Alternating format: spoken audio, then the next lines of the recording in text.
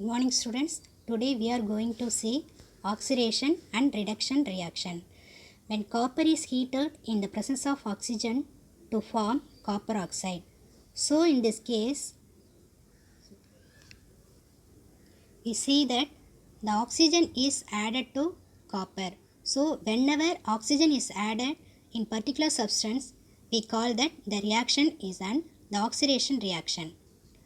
So in this case, the copper is getting oxidized.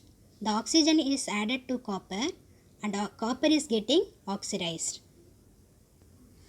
Now in this case, we have copper oxide in react with hydrogen to form copper and water. What is happening in this case? The oxygen is being removed. So whenever oxygen is being removed, that reaction is known as the reduction reaction.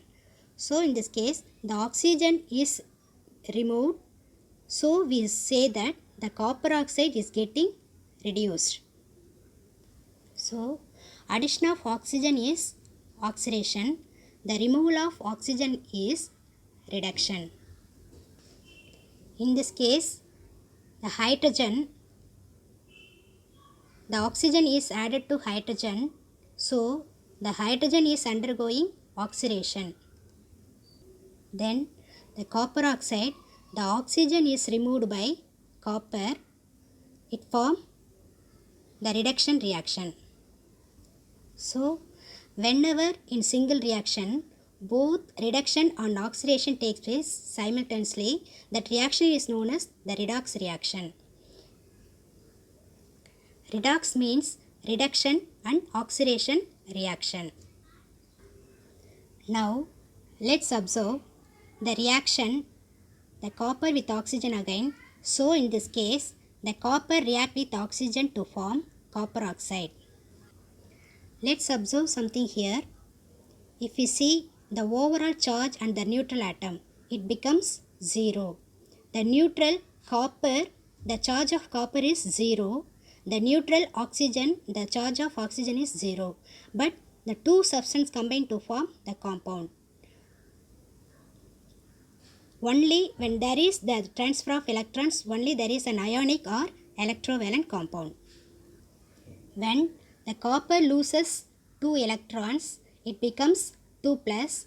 The oxygen gains 2 electrons, it becomes 2 minus.